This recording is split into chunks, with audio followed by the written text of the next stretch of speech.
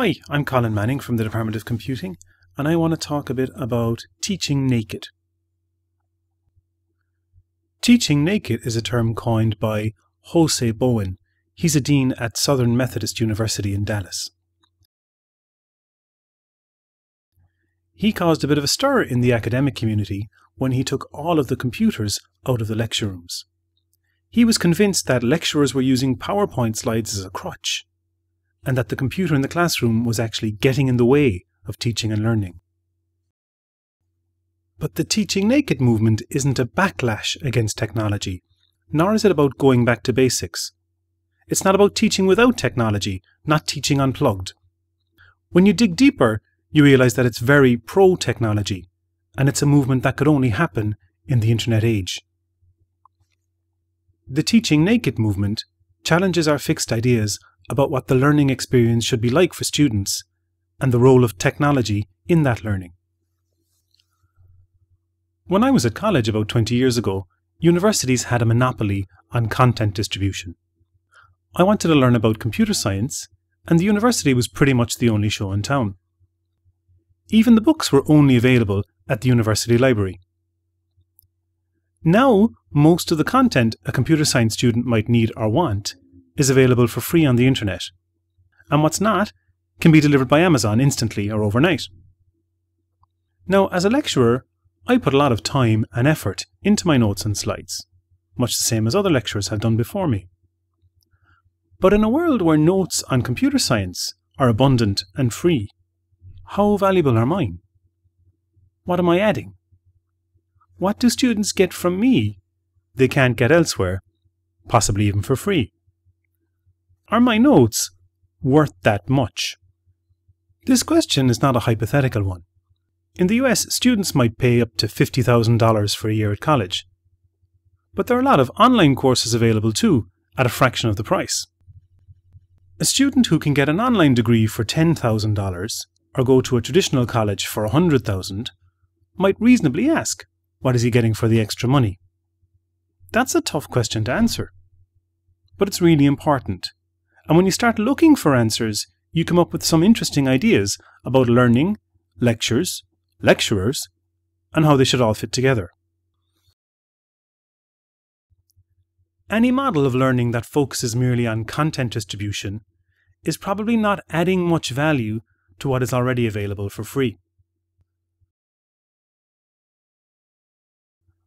One of the key principles of the Teaching Naked philosophy is that lecturers are too valuable to be content distribution machines. Various technologies can be used to deal with the mechanical parts of the content distribution process, freeing up the lecturer for more interesting and more valuable work.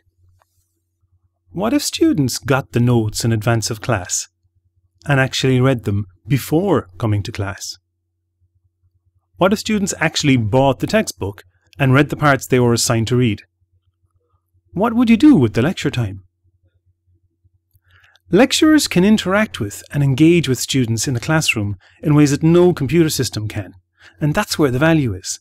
Lecturers are very valuable, very qualified people with lots of experience and insight. In the traditional model of lectures, students come to class unprepared, knowing nothing about the topic that's going to be discussed. Their first contact with the material is in that class. They go away probably not understanding it very well. After that, they study on their own by reading the textbook and going over the notes, and then they come back and reassess them.